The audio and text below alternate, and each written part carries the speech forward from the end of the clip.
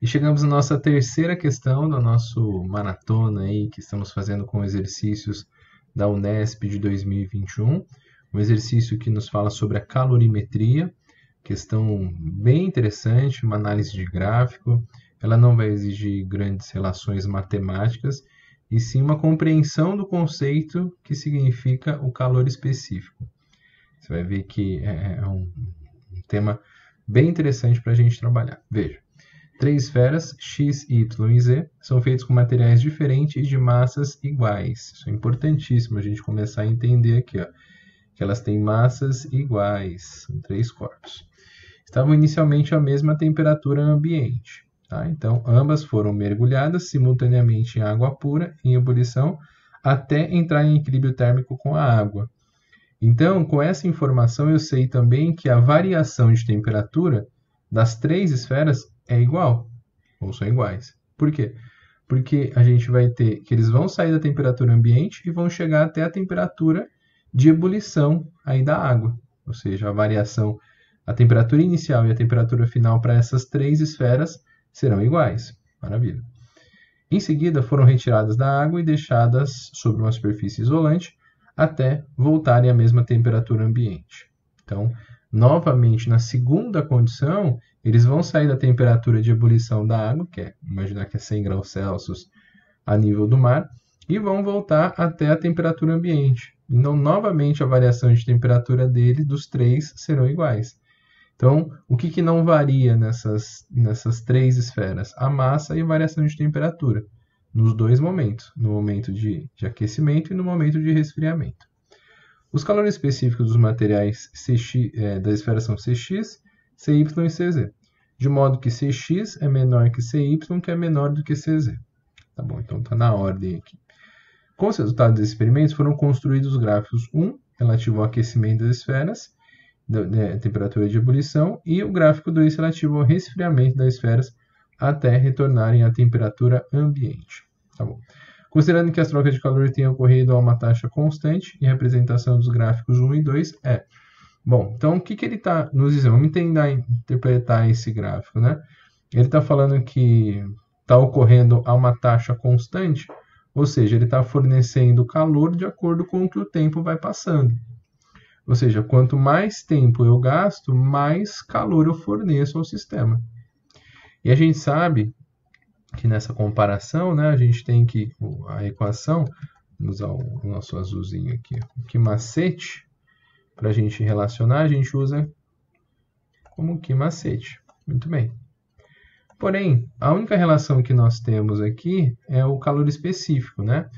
Então, veja, se eu isolar o calor específico, a gente vai ter que a quantidade de calor pela massa e a variação de temperatura. Porém, perceba que essa massa e a variação de temperatura são variáveis que não mudam. É uma constante isso aqui. Então, eu posso dizer que a relação aqui está diretamente proporcional entre o calor específico e a quantidade de calor. Ou seja, quanto maior for o meu calor específico, mais calor eu vou receber ou eu vou fornecer. Não é? Veja que eu gosto de relacionar sempre a questão do metal e a água. A comparação entre o metal e a água, o calor específico da água é altíssimo na comparação com a grande maioria dos materiais. O calor específico de um metal é bem baixo, né?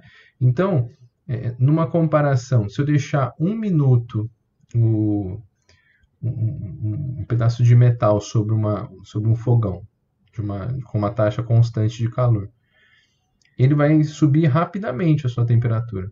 Em compensação, a água, se eu deixar lá durante 1 minuto, a mesma massa de água e de metal vai demorar muito mais.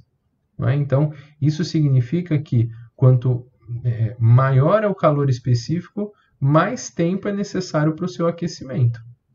Então, aqui nessa relação que a gente obedece, então, quanto maior é o calor específico, maior é a quantidade de calor. Né?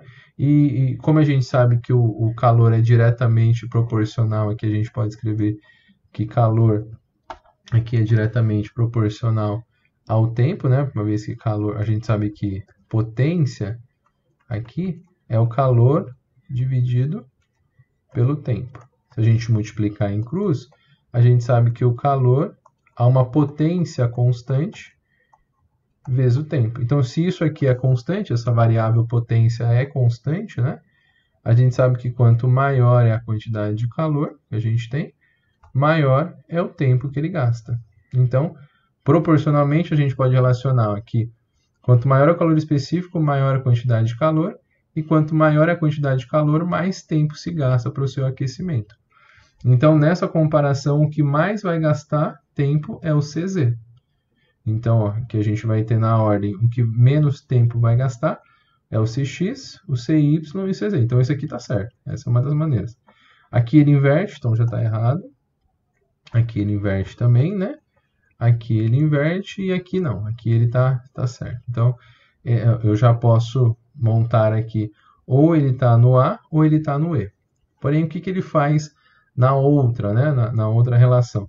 Pensa um pouquinho. Se a gente, ao mesmo tempo que demora mais para aquecer a água, se você colocar a água para resfriar, uma comparação com o metal que tem calor específico bem baixinho comparado com o da água, a proporção é a mesma. Por que a gente vai dizer que a proporção é a mesma? Porque quanto mais calor eu vou ter que fornecer ao sistema, maior é o seu calor específico. Então, esquenta, por exemplo, um metal e um pouco de água na mesma massa, né? Por exemplo, dos 100 gramas de um metal e 100 gramas de água. Deixa ele chegar até 100 graus Celsius, ambos os dois, e deixa eles em uma superfície isolante.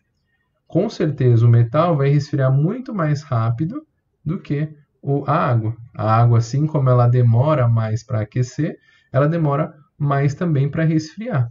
Então, usando a mesma lógica que a gente tem aqui, se o que tem maior calor específico, né, que é o caso aí do CZ, vai demorar mais tempo para chegar ao seu resfriamento.